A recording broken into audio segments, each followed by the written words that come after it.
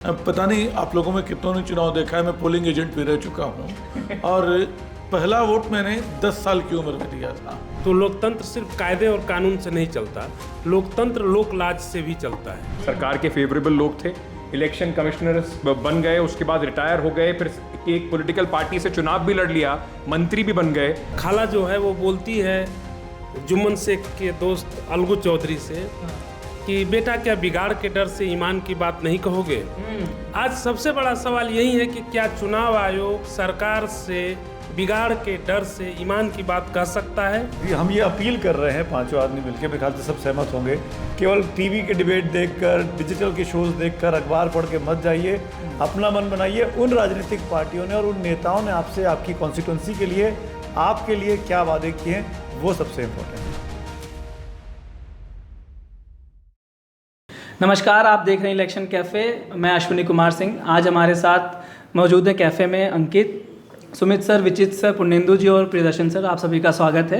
आज की चर्चा हम करने वाले हैं वीवीपैट और ईवीएम को लेकर, क्योंकि 19 तारीख को पहले फेज़ का चुनाव है, यानी 2 दिन बचे हैं। अब लोगों को जिस मशीन के जरिए अपनी संता सुननी है 5 सालों के लिए, जिस सरकार को चुनना है, उस पर उनका कितना विश्वास है, इसको लेकर सुप्रीम कोर्ट में भी बहस चल रही है और आम जनमानस में भी इसको लेकर समय समय पर बातचीत होती रहती है।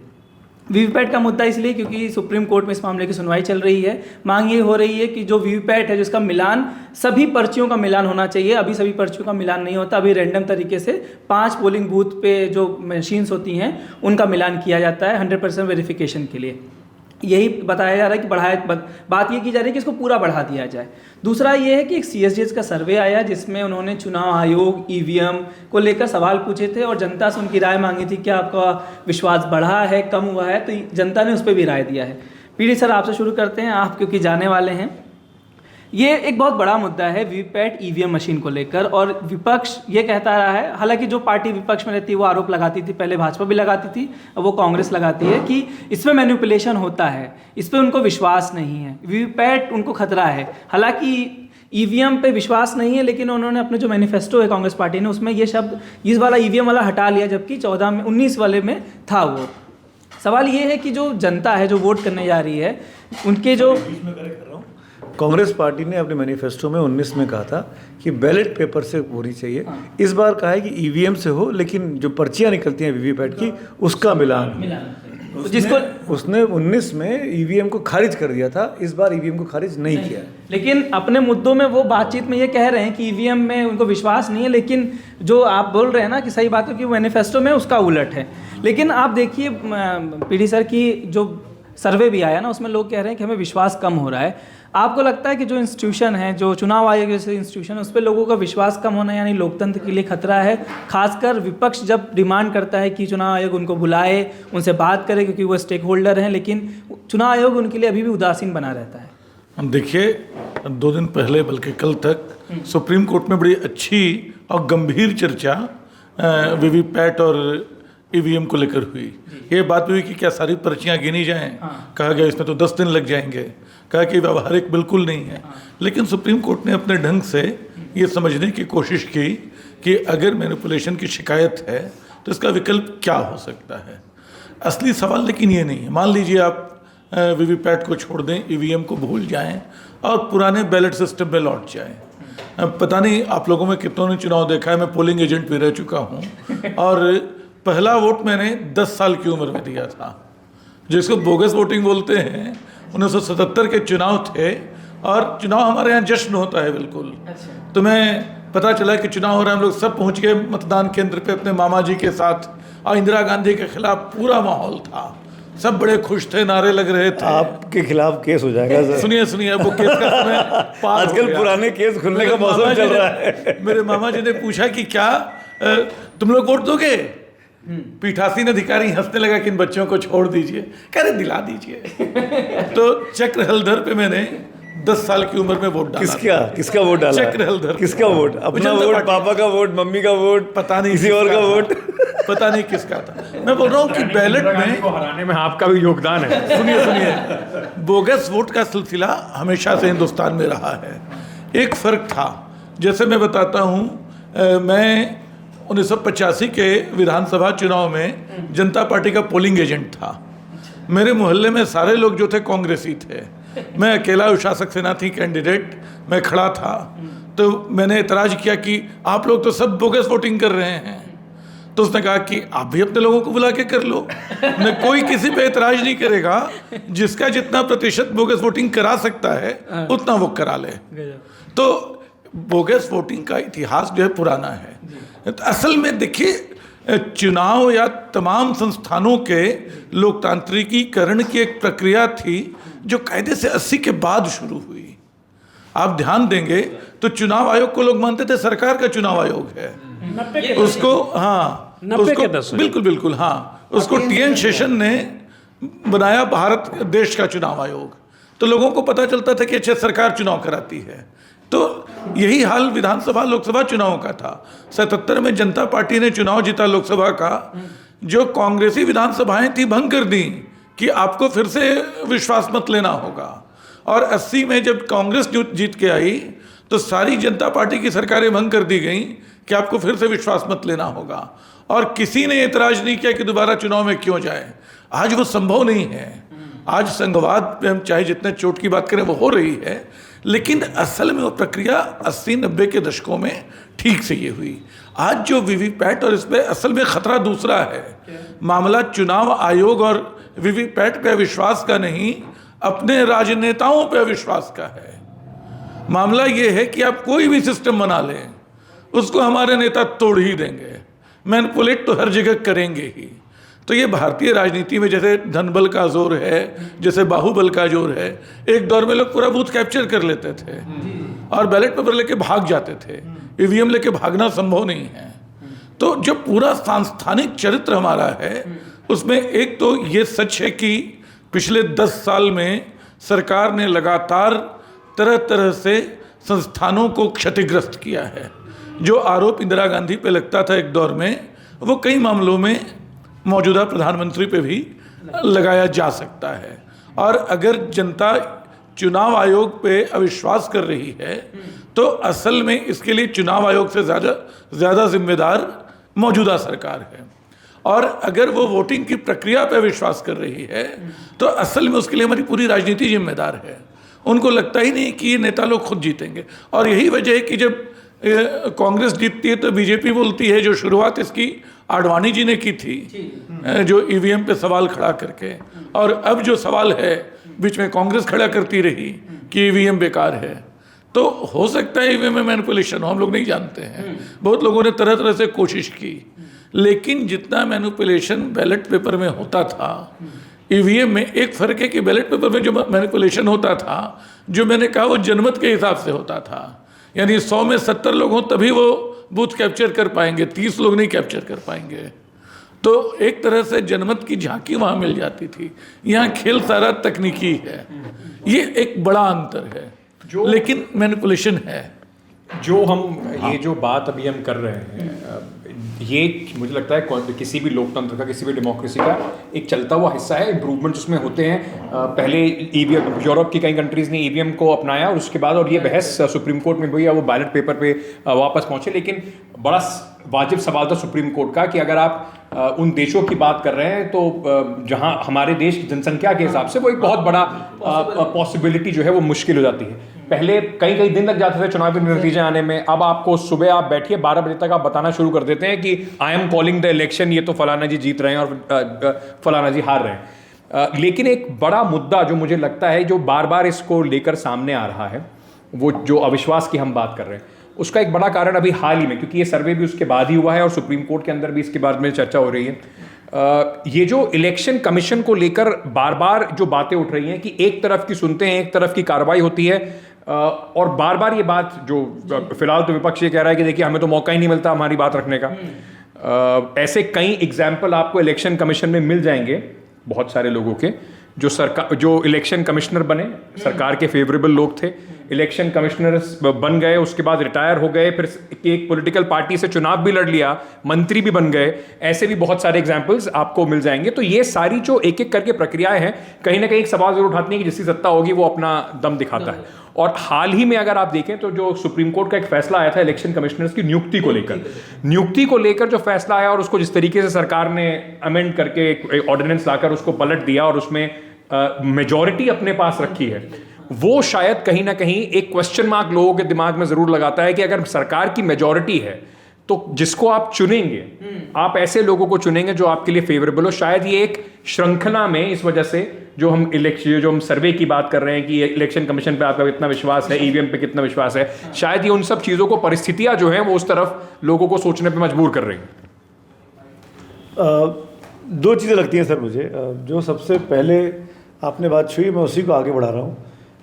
चुनाव आयोग की ये मूल जिम्मेदारी है कि वो अपनी सैंक्टिटी को बना के रखे और बचा के रखे। चुनाव आयोग जिस तरीके से सरेंडर होता गया बीते कुछ सालों में, उसने चुनाव आयोग की निष्पक्षता पर इतना बड़ा सवालिया निशान खड़ा कर दिया है कि आज की तारीख में अगर कोई ईमानदार अधिकारी वहाँ बैठ भी जाए तो लगता है कि नहीं, ये तो किसी की कठपुतली है, बिल्कुल सरकार की कठपुतली है, टू बी प्रिसाइज। तो ये दो काम मुझे ऐसा लगता है, क्योंकि ये बहुत बड़ी बहस है और हम एक डेमोक्रेसी में रह रहे हैं और इस चीज़ को स्वच्छ करने की ज़रूरत पूरे के पूरे सिस्टम को है। राजनीतिक सिस्टम जो है इस देश में चलता है कि चुनाव आयोग की नियुक्ति से लेकर चुनाव आयोग में इस्तेमाल की जाने वाली, चुनाव के दौरान इस्तेमाल की जाने वाली मशीनें, उन मशीनों की जो कंपनियां हैं उनके अधिकारियों की नियुक्ति, वो तमाम चीज़ें जो हैं वो कहीं उन सरकार के चंगुल से बाहर रहनी चाहिए। वो कैसे ट्रांसपेरेंट हों, वो कैसे साफ सुथरा दिखाई दे, ये काम करने की सख्त आवश्यकता है। वरना ये बात बिल्कुल ठीक है जो बात आप बोल रहे थे कि कई साल तक हमको ये लगता रहा कि चुनाव तो जो है वो सरकार कराती है। हम ये मानते थे कि चुनाव तो सरकार कराती है, हमको चुनाव आयोग का पता ही नहीं था। टीएन सेशन साहब नहीं आते तो हम लोग को आइडिया ही नहीं था कि कोई देश में चुनाव आयोग भी होता है। तो ये आज हम अपनी आज़ादी के लगभग 80वें साल में पहुंच रहे हैं और 75-80 साल के बीच हो गए और अभी तक हम इसी पर बहस कर रहे हैं कि देश का चुनाव कैसे साफ सुथरा हो। कोई सिस्टम नहीं बनाया गया, क्योंकि जब तक आप राजनीतिक पार्टियों के चंगुल में रहेंगे, और राजनीतिक पार्टियां तो हर पार्टी यही चाहेगी कि मेरा चीफ जस्टिस हो, मेरा सीईसी हो, मेरा सीवीसी हो, मतलब मेरा लोकपाल हो, मेरा ये हो, तो कभी नहीं होगा।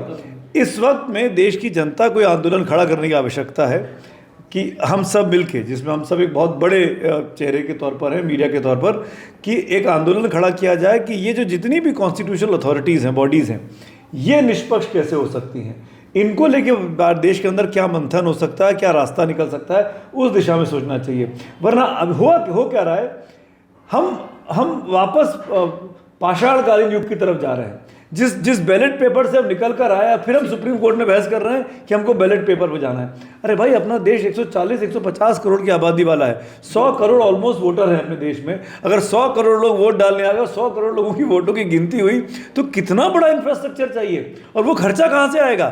हमारे जैसा गरीब देश जो अभी भूखों को खाना नहीं खिला पा रहा है, 80 करोड़ लोगों को अनाज देना पड़ता है, वो आधी से अधिक तनख्वाह जो है अपने सरकारी खजाने की, वो चुनावी प्रोसेस में खत्म कर देगा, और हर 6 महीने में चुनाव होते हैं। लेकिन सुमित जी, आपको लगता है कि जैसे मैं कह रहा था कि एक सीरीज ऑफ इवेंट्स कुछ इस तरह की हैं, जैसे आप कह रहे हैं सभी को सूट करता है कि उनके अगर हाथ में ताकत रहेगी तो उन्हें सूट करता है, तो इस जैसे चाहे लवासा साहब का इलेक्शन कमीशन से जाना हो, उसको लेकर बड़ी कंट्रोवर्सी हुई, उसके बाद कुछ एजेंसीज का जो हुआ उस पर काफ़ी सारे विपक्ष ने सवाल उठाए, अभी जो चुनाव आयुक्त जो गए उसके बाद इस्तीफा उन्होंने दे दिया, तो और उस दिक्कत यह है कि उसके बाद कुछ एक ट्रांसपेरेंसी नहीं है, ये समझ नहीं आता कि क्यों इस्तीफा दिया, कैसे हुआ, तो शायद इस वजह से संदेह ज़्यादा उत्पन्न होता है। एक सीरीज ऑफ इवेंट बन गई है, लोगों को लगता है, और शायद यही CSDS के सर्वे में दिख भी रहा है कि थोड़ा सा जो विश्वास है वो घटा है लोगों का।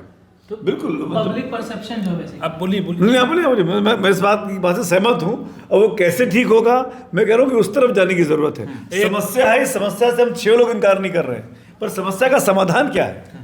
देखिए, समाधान से पहले तो समस्या जो है ये समझना चाहिए कि हम दुनिया के सबसे बड़े अगर लोकतंत्र हैं, तो लोकतंत्र सिर्फ कायदे और कानून से नहीं चलता, लोकतंत्र लोकलाज से भी चलता है। लोकलाज ये होता है कि जो सत्ता में बैठे हैं वो ऐसा कुछ भी न करें जो लोगों की आंखों में खटके। तो जो कुछ अंकित जी ने कहा कि भाई चुनाव आयुक्तों का जो चयन है या नियुक्ति है, उसमें चीफ जस्टिस का रहना एक पारदर्शिता को दिखाता था, ईमानदारी को दिखाता था, और ये विश्वास होता था कि ये अंपायर हैं। दूसरी बात, मुंशी प्रेमचंद की एक कहानी है जिसमें पंच परमेश्वर, उसमें एक पात्र खाला से अपने खाला जो है वो बोलती है जुम्मन शेख के दोस्त अलगू चौधरी से कि बेटा क्या बिगाड़ के डर से ईमान की बात नहीं कहोगे। आज सबसे बड़ा सवाल यही है कि क्या चुनाव आयोग सरकार से बिगाड़ के डर से ईमान की बात कह सकता है। अगर लोगों के बीच ये अविश्वास है तो ये अविश्वास चाहे आप वीवीपैट ईवीएम से कराएं या बैलेट बॉक्स में जाएं, दोनों में ये बना रहेगा। क्योंकि आज कोई ये निराला सवाल नहीं है। जब जवाहरलाल नेहरू थे, आज बीजेपी को छोड़ देते हैं हम, आम तौर पे ये माना जाता है कि नेहरू जी उन्होंने इस देश के लोकतंत्र को सच कहें तो पाला पोसा, कहीं बाहरी झंझावात इस दीपक को बुझा न दे, उन्होंने अपने महान व्यक्तित्व या लोकतांत्रिक व्यक्तित्व की ओट में उसको जिंदा रखा। लेकिन लोहिया जी जैसे व्यक्ति बोलते थे कि हमारा प्रधानमंत्री इतना झूठ बोलता है, जैसे विपक्ष आज प्रधानमंत्री के बारे में बोलता है। तो ये सत्ता पक्ष और विपक्ष की एक कवायद, ये लड़ाई चलती रहेगी। असल मुद्दा ये है कि सरकार और विपक्ष के बीच जो प्रियदर्शन जी ने कहा कि बैलेट बॉक्स में रिगिंग होती थी और ये सही कह रहे हैं। मैं भी ऐसे उदाहरण को जानता हूँ कि इस तरह से वोट दिए जाते थे। एक बात से खाली सहमत नहीं हूँ कि इन्होंने कहा कि जिसके जितने लोग होते वो ज़्यादा देते हैं, जिसका बाहुबल जितना होता था वो अपने लोगों को डाल देता था। और दूसरी चीज़, एक चीज़ ये भी थी उस समय कि और जो आज नहीं हो सकती, क्योंकि उस समय जो उपेक्षित वंचित तबका था, जो दलित थे, जो अति पिछड़े थे, वो सब वोट देने नहीं जाते थे, क्योंकि उनका वोट डाल दिया जाता था और उनसे कह दिया जाता था कि अब तुमको जाने की जरूरत नहीं है, हो गया। और वो भी मानते थे क्या करना है हमको वोट दे करके। आज दूसरी अगर रिगिंग होनी है तो वो बैलेट बॉक्स, अगर ये है कि ईवीएम में गड़बड़ी है तो वो गड़बड़ी बैलेट बॉक्स में भी हो सकती है।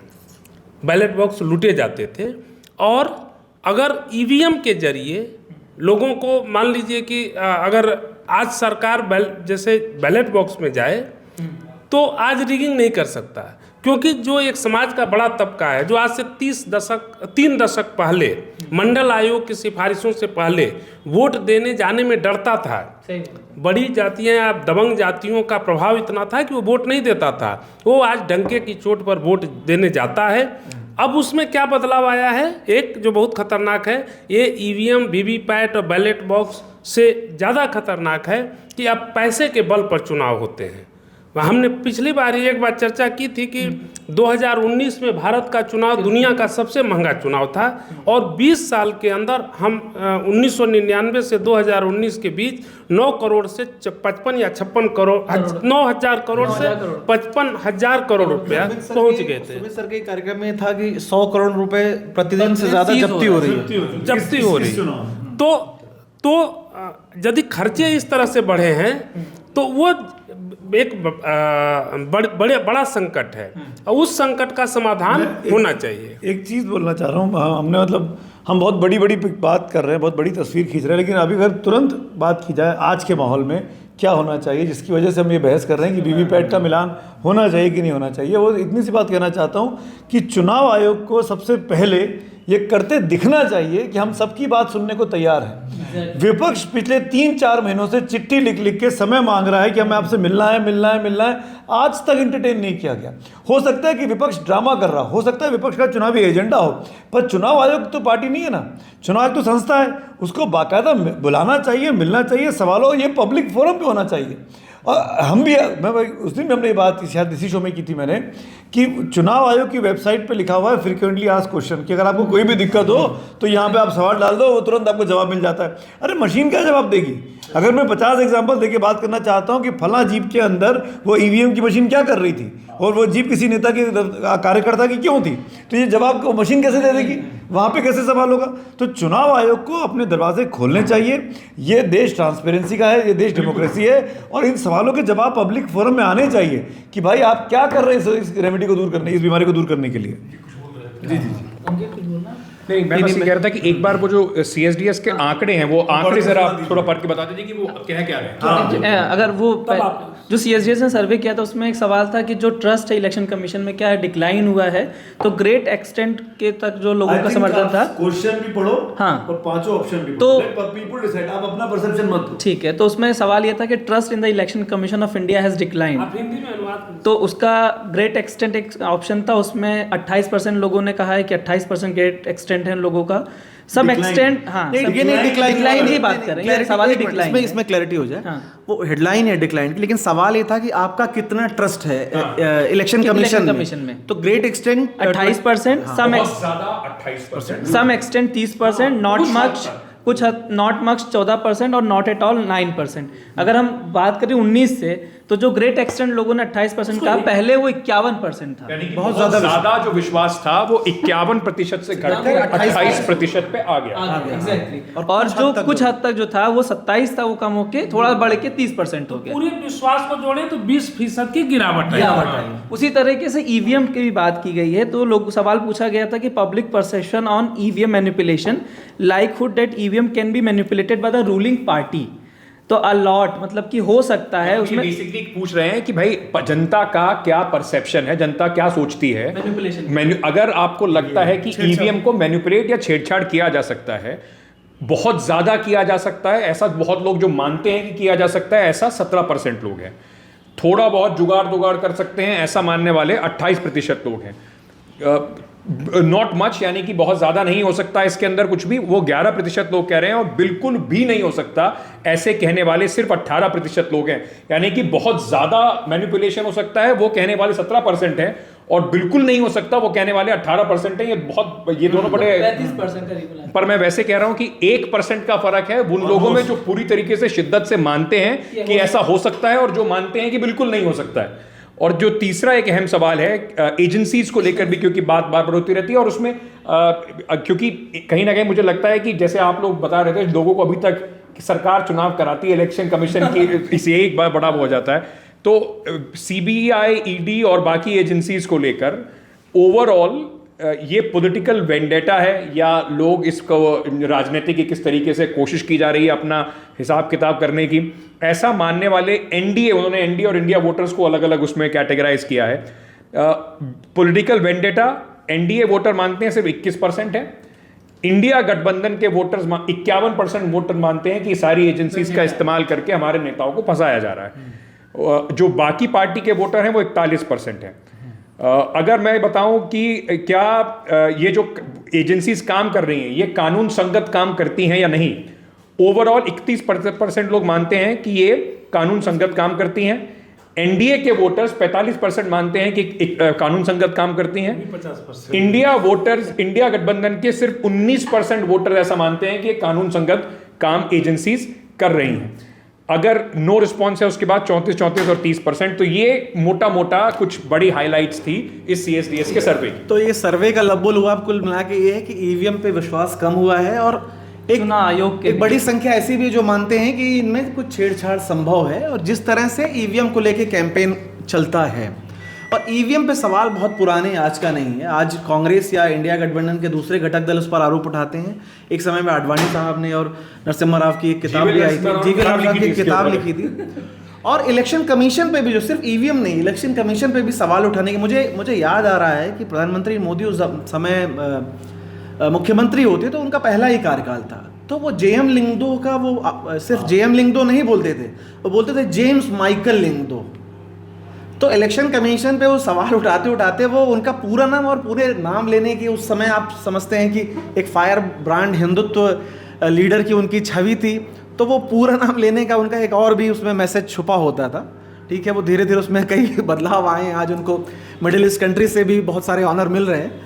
तो जो वीवीपैट का सवाल है उस पर सुप्रीम कोर्ट में एक लंबी बहस हुई, और हम लोगों ने पहले भी इस पर गंभीर चर्चा की है कि अगर लोकतंत्र में किसी मैं कहता हूँ कि ये जो आंकड़ा आया है, विश्वास कम हुआ है, अगर ये 2% भी हो तो ये बहुत बड़ा आंकड़ा है। मैं एक सवाल आप सबसे पूछता हूँ, मान लीजिए कि एज अ वोटर जब आप वोट डालने जाते हैं, और क्योंकि हम सब इस पे चर्चा इतनी करते हैं, हम जर्नलिस्ट हैं और इसके बारे में सुनते रहते हैं supreme court, as a voter, एक कॉमन वोटर के तौर पर क्या आपको इस बात से सेटिस्फैक्शन मिलेगा कि अगर आपने जो बटन दबाया है वो वीवीपैट की आपको कॉपी मिले, या आप कम से कम उसकी फोटो खींच पाए या कुछ आपको एक साक्ष्य मिल जाए कि मैंने फलाना बटन दबाया और मेरा फलाना, क्या ये एक तरीका है लोगों को इस तरह का विश्वास दिलाने का? मैं उसी पे आ रहा था, आपके सवाल पे ही मैं आ रहा था, उसी का जवाब मेरा, देखिए व्यक्तिगत रूप से मेरा मानना ये है कि जो ये बात कही जा रही है कि वीवीपैट को गिनने में 12 दिन लगेंगे, अगर ठीक है, अगर रिजल्ट को एक दिन में ही आना चाहिए कि पहले 3-4 दिन बैलेट पेपर गिनने में जो 4-5 दिन में रिजल्ट आते थे,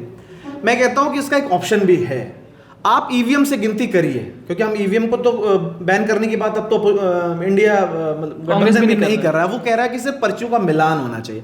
आप ईवीएम से गिनती करिए, रिजल्ट घोषित कर दीजिए नतीजे, लेकिन 100% पर्चियों का मिलान आप जारी रखिए बैकअप के तौर पे, और उसको बाद में एक पब्लिक किया जाए, दूध का दूध और पानी का पानी हो जाएगा।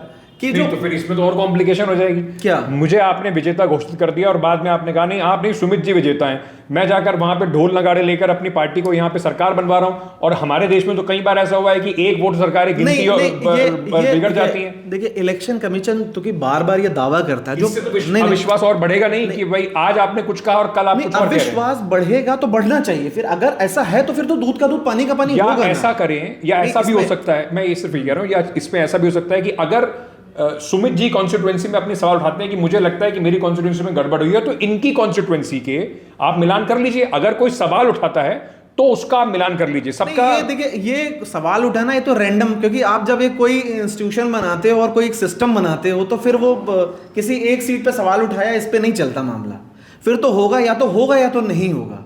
हाँ, रिगिंग के आरोप होते हैं तो वो तो कई बार इलेक्शन कमीशन खुद दोबारा पोल कराता है, ऐसी बात तो है नहीं कि नहीं कराता है, बहुत सारी जगह दोबारा पोलिंग होती है, अभी भी होती है। उसमें मुश्किल वाकई वो है कि अगर नतीजा घोषित हो गया, हाँ, और हमने मतलब सब कुछ कर लिया अपना, उसके 10 दिन बाद आप बताते हैं ना जी ये तो नहीं जीते हैं, एक नई तरह की तकनीकी समस्या नतीजा घोषित ना करिए। मैं लेट मी अमेंड पूर्णेंदु का वर्जन कि आप ईवीएम की भी गिनती कर लीजिए पूरी की पूरी, और वो डिक्लेयर कर दीजिए कि ये हुआ है, पर आप नई सरकार को शपथ मत दिलाइए कि ईवीएम के मुताबिक नतीजे ये आए हैं, लेकिन 10 दिन के बाद जब हम मिलान कर लेंगे उसके बाद अगर ये नतीजे मैच किए तो ये घोषित होंगे, नतीजे नहीं किए तो फिर से चुनाव होगा, या जो भी उसका तरीका निकाला जाए। फिर बात वही हो गई कि जो कहा जाता है कि जो ये कहा जाता है कि सीजर की वाइफ को ईमानदार होना चाहिए, तो यहाँ पर सीजर की वाइफ चुनाव आयोग संदेश से परे होना चाहिए, बिल्कुल। तो अगर चुनाव आयोग ईमानदार नहीं होगा तो आप 12 दिन क्या 1200 साल भी गिनते रहेंगे तो भी सवाल उठेगा कि नहीं ये ठीक नहीं है। मैं माफी चाहूंगा, मुझे जाना है मेरा 6 बजे। इसीलिए मैं बस एक चीज पूर्णेंदु जी बस इसीलिए सबसे जरूरी ये है कि ईवीएम पर आप रहिए, कोई दिक्कत नहीं है। और विपक्ष अगर इसको लेकर के सवाल बना रहा था, जैसे कि अभी सुमित जी ने अच्छा बताया कि 2019 में कहा कि ईवीएम से हम नहीं कराएंगे, अभी कह रहे हैं कि नहीं ईवीएम से तो कराओ, लेकिन उसमें ये एक शर्तें लागू करो। विपक्ष को भी इस चीज़ को बड़ा मुद्दा बनाना चाहिए, सिर्फ कोई चुनाव हार जाए तब इसको मुद्दा बनाए, जीत जाए तो चुप्पी साध लें। तो ये हो जाता है कि हम लोग एक गणित का हाई स्कूल में पढ़ते थे ना कि एक बंदर खंबे पर 3 फीट चढ़ता है और फिर 2 फीट नीचे, तो कब तक वो चढ़ेगा, तो वो समय आ नहीं पा रहा है चढ़ने वाला, यही एक दिक्कत है। विपक्ष ने कंफ्यूजन क्रिएट कर दिया है, सॉरी पूर्णेंदु, विपक्ष ने चुनाव आयोग की वोटों की गिनती को लेकर या ईवीएम और वीवीपैट के मिलान को लेकर एक परसेप्शन बना दिया है देश के अंदर कि जो कुछ हो रहा है वो ठीक नहीं हो रहा है, उसमें कुछ ना कुछ गफलत है। मेरा ये कहना है कि अगर यही काम राहुल गांधी और इंडिया ब्लॉक के लोग ये करें, अपनी सरकारों को जो ईवीएम से चुन के आई हैं उनके इस्तीफे दिलवा दें, ममता बनर्जी, रेवंत रेड्डी, सुक्खू साहब, अरविंद केजरीवाल सब इस्तीफा दे दें कि हम तब तक नहीं आएंगे जब तक ये बैलेट पेपर पे नहीं जाता या मिलान नहीं होता, तो उनकी बात में वजन आएगा ना। यहाँ तो आप मलाई खा रहे हैं, वहाँ पे आप थूथू कर रहे हैं।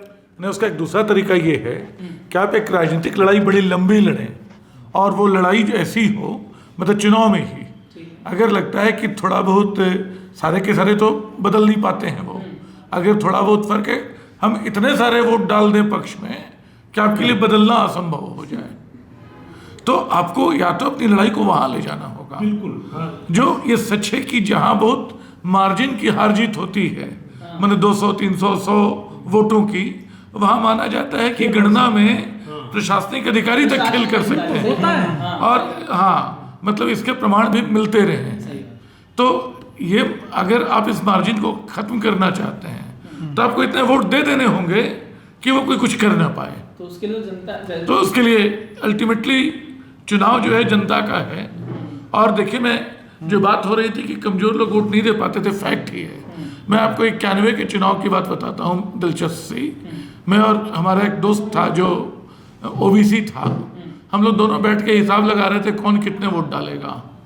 तो मैंने जो हिसाब लगाया, उसने कहा कि देखो तुम्हारी गिनती से मुझे प्रॉब्लम नहीं है, तुम जो गिन रहे हो अपर कास्ट के वोट, 10 लोग तुम लोग हो तो 6 लोग वोट मारोगे, अब जाके 4 लोग नहीं मारने जाएंगे। हम 10 हैं, हम लोग 20 वोट मार के आएंगे।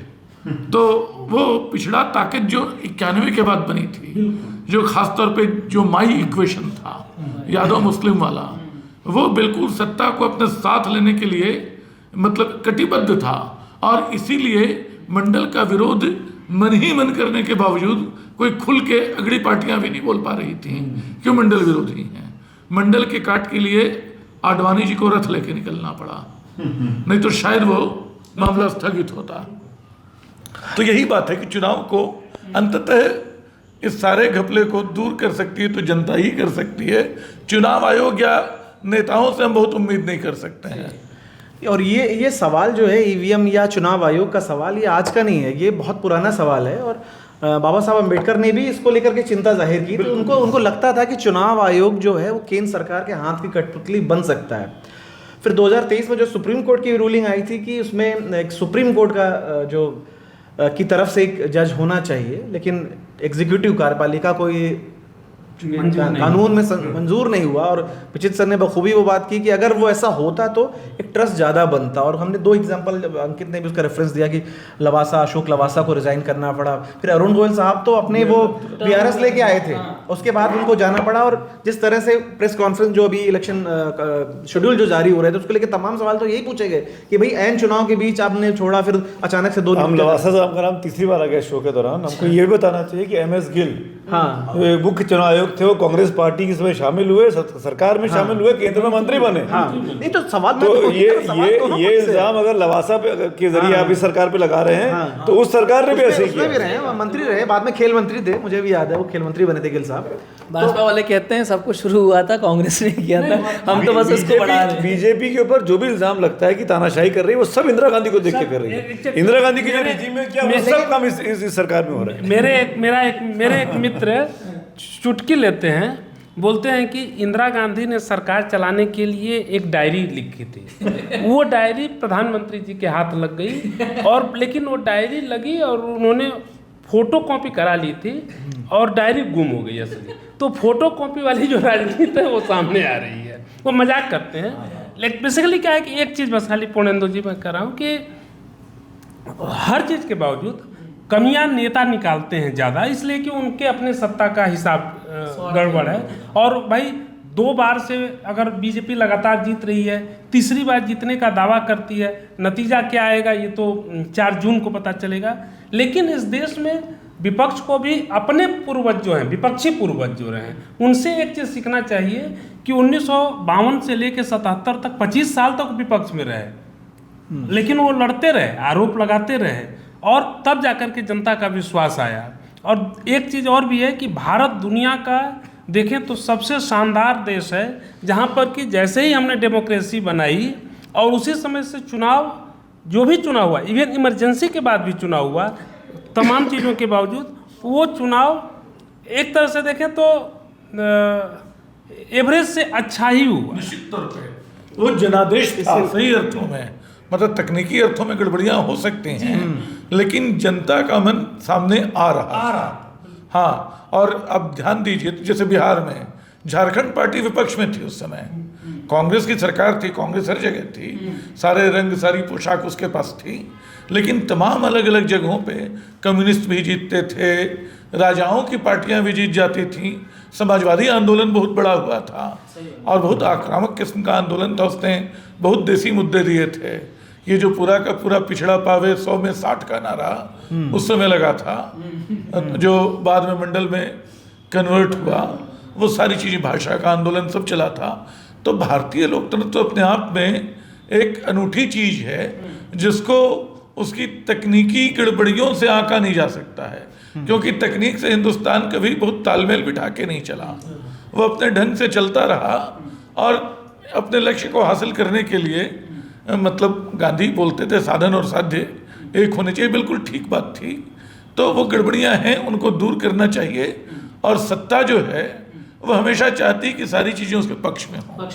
तो वो चाहे मनमोहन हो, चाहे मोदी हो, चाहे इंदिरा गांधी हो, चाहे वाजपेयी हो, आलोचना और विरोध सबको खटकता है। हाँ, और तो ये तो इतना बड़ा स्टेक है, इसमें अगर गड़बड़ी की गुंजाइश मिले तो कोई छोड़ेगा नहीं। तो यही बात है, उसमें अब चुनाव जनता को एक मुकाम तक ले जाना होगा। तो आज की चर्चा चुनाव तो और मोहब्बत मतलब जंग में छोड़ दे रहा हूँ, जंग का माहौल बहुत चल रहा है, ये सिर्फ जीतने के लिए किए जाते हैं। जो हार जाता है उसको दुनिया नहीं पूछती है, ये परसेप्शन बन गया इस दुनिया का। तो आज की चर्चा में बस इतना ही। ये चर्चा इस विषय पर करना इसलिए महत्वपूर्ण था क्योंकि 19 को आप पहले चरण के लिए मतदान करेंगे, 5 साल के लिए अपनी सरकार चुनेंगे। तो आपके मन में जो ईवीएम से जुड़े सवाल हैं, हमने कोशिश की कि चर्चा में आपके सवालों के जवाब दिए जाए, कैसे उसको बेहतर बनाया जा सकता है, ये हमारे विशेषज्ञों ने इस बात पे बात की। एक लाइन और जोड़ दूं, जी जी, क्योंकि आपने 19 की पोलिंग की बात कर दी। हम ये अपील कर रहे हैं, पांचों आदमी मिलकर, मेरे ख्याल से सब सहमत होंगे, ये अचानक मेरे मन में आइडिया आया।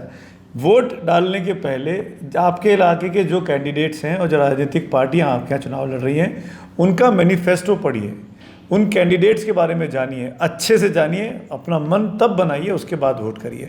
केवल टीवी के डिबेट देखकर, डिजिटल के शोज़ देखकर, अखबार पढ़ के मत जाइए, अपना मन बनाइए। उन राजनीतिक पार्टियों ने और उन नेताओं ने आपसे आपकी कॉन्स्टिट्यूंसी के लिए, आपके लिए क्या वादे किए हैं, वो सबसे इम्पोर्टेंट है। बहुत सही बात, क्योंकि वही आपके लिए काम करेंगे आखिर में।